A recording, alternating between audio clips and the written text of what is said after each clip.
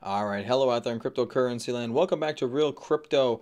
I want to talk for a second here about my market cycles webinar I have coming up tomorrow. Yes, a shameless plug, ladies and gentlemen. It's going to be a pretty cool webinar. You can go to real-crypto.com, click at the top market cycles webinar. You can register down here. There's a cost for the class. It is $22. I do want to say that for those of you that did want to pay with crypto, my email wasn't working up until just a couple hours ago. So please re-email me if you are interested in taking the class and paying with cryptos. So I did just want to mention that mainly because my email was down, not because I was shamelessly plugging my webinar here, but that is not really what I want to talk about. I did want to mention that, but I actually wanted to put this video out because of this. I really don't like these two daily candles in Bitcoin. I'm very scared of these candles in Bitcoin. Let me tell you why. So in Bitcoin here, this is the daily chart of Bitcoin on the GDAX.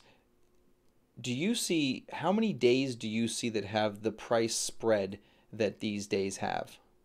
There are no days that have this narrow of a price spread. Maybe this day, this day is fairly close, but it's still bigger than this day.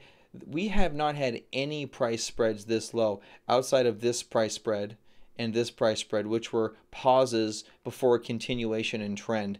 And it's very likely that's what we're going to see here. We're going to see a continuation in this trend to the downside. We're going to see that low floating action that I talked about several videos ago going forward.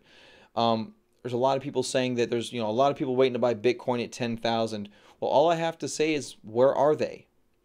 All those people waiting to buy Bitcoin at 10,000, I don't see them. They're not here. They should be showing up in the markets if they wanted to buy Bitcoin.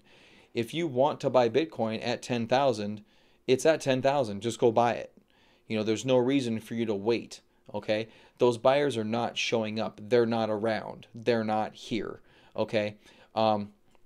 I just put a couple new moving averages on my charts, actually doing some preparation for that webinar, show you guys how to use some moving averages, but we've never seen a rounded 50-day like this in Bitcoin. It's never been that round and that pronounced, especially curved to the downside. Like, we've had a couple flattenings of the 50-day, but it's curving to the downside. It's looking more and more and more and more and more and more and more like a long, prolonged downtrend that I've been talking about. But these two candles especially just living down here at 10,000, hanging around down 10,000.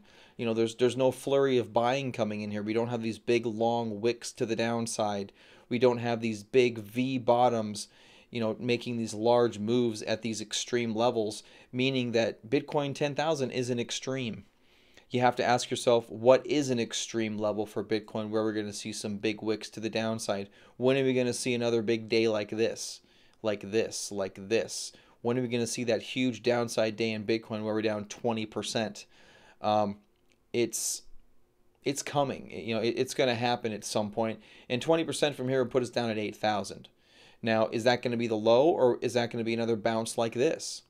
Do we see any bottoming action right here? I see no bottoming action. I literally just see continuation. All of this action since we hit 20,000 is a continuation of a downtrend. That's pretty much all it is, okay? And that's what it is. That's what I'm seeing in the charts here. So aside of the shameless plug and the update on the email address, this is extraordinarily important in Bitcoin right now. There's no strength down here. There's no buying down here.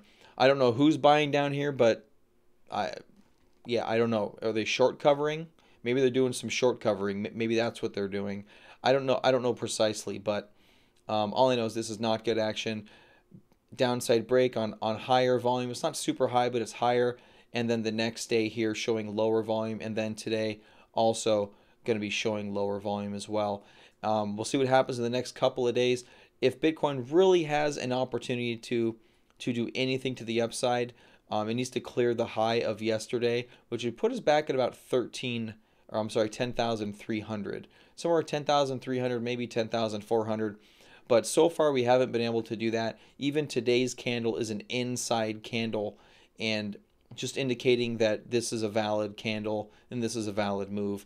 We could get a continuation, just a simple continuation would, from a measured move perspective. My last time I did a measured move, we talked about Bitcoin 6,000 is a potential downside target. So if we get a measured move based off of this run, that takes us down here to 8,300.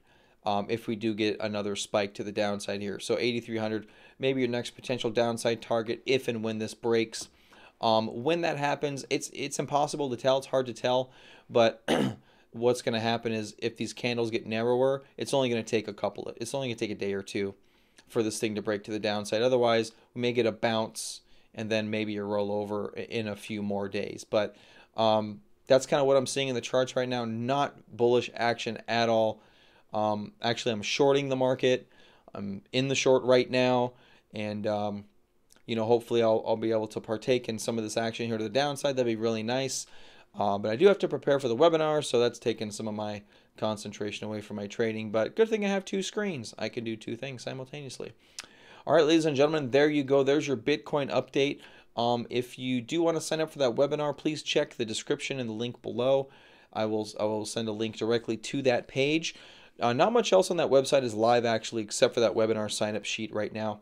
So just keep that in mind as well if you're perusing and just kind of looking at stuff. You can go to resources and buy the books there. Those book links are active to Amazon. So there you go.